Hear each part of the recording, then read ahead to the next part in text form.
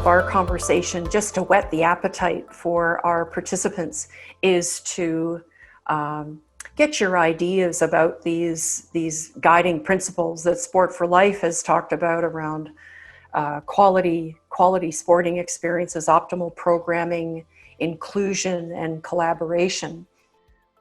What do these principles mean to you? What do they look like when they're in full life and blossom? And when they haven't been there, what do you see? And what might be some of the things you've done? In thinking about speaking with you, I've looked at and obviously reviewed those pillars: the quality experiences, optimal programming, and inclusion and collaboration. And I see those principles and pillars as a whole, as a part of a person, if I could say that, or a cycle.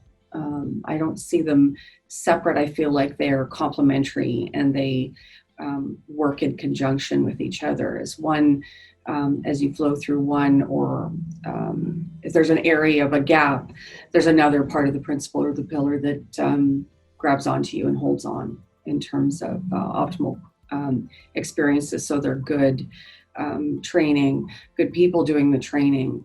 But then how do you get people to come to those events or be involved in sport or get involved?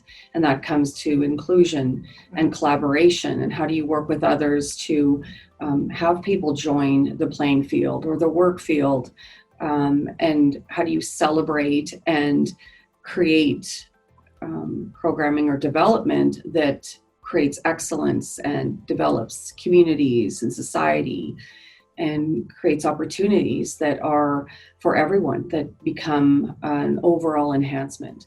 Mm-hmm. I can tell you from my position as chair of the Indigenous Sport Leadership Council for SAS Sport, and my long time volunteering, not as long as others, but my time in volunteering with SAS Sport and as the past president, those were mindful things for me. I come from a small community, southeast Saskatchewan, which is a reserve, so Cowessess First Nation.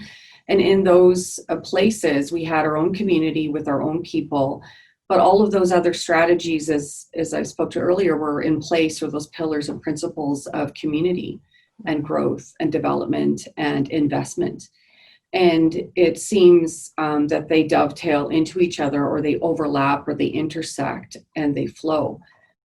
I love that connection around the community, that it's seamless, that in stepping into one part of the community into another with the people, as you say, that flow, and there's this consistency within the fabric of what really ties that together. That's a very powerful place to be. I feel like it's holistic.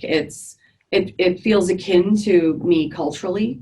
It feels very close to my heart and the work that I hope we achieve in Saskatchewan with creating opportunities for Indigenous athletes, coaches, officials, participants, parents, our community as a whole, so that there isn't gaps or isolations or silos of sport, or areas in which it feels like there is no inclusion. And sometimes that absence isn't because there's resistance or negative thoughts around collaboration or reaching out.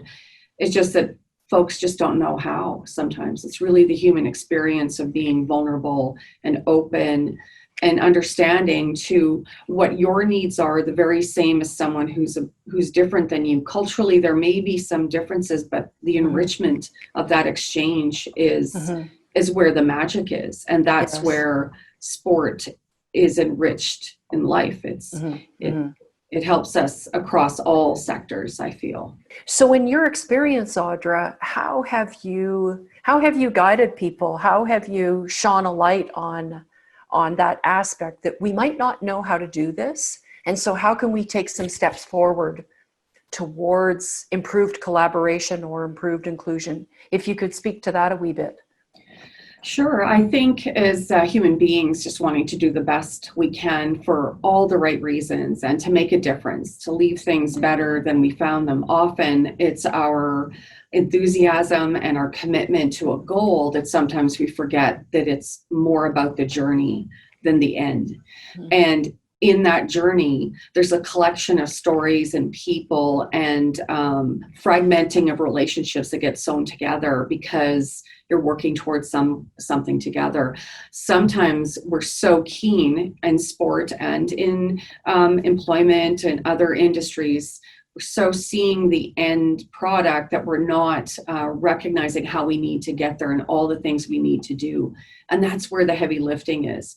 And in all good intentions is often where we forget to include, we forget to consult, we forget to ask questions about how is this unique to you? And I can't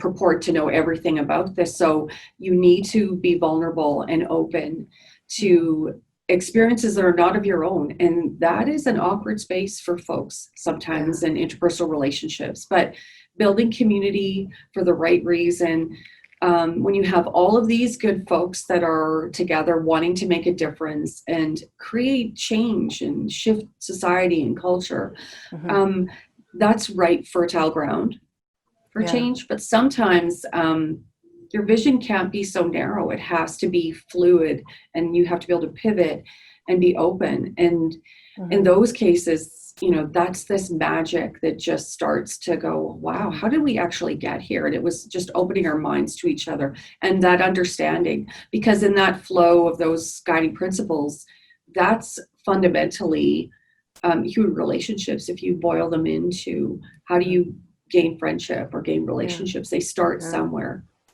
It's that need to drive to the end because we feel like if we get started soon enough or quick enough, we're going to make so much more of a difference. And often what we end up finding ourselves is we're having to restart, reconnect, refocus, and get back to the basics. And the enrichment of recognizing that, there's the universe is at a bigger play. And often when we don't include folks, we're going back and reworking relationships. I mean, you look at the Indigenous relationship with Canada and our shared history, and all of those things require relationship building. And every time we make some headway in understanding ourselves with how we relate to the land, all of us in this country, and then we can realize that we are interconnected and there isn't silos of relationships.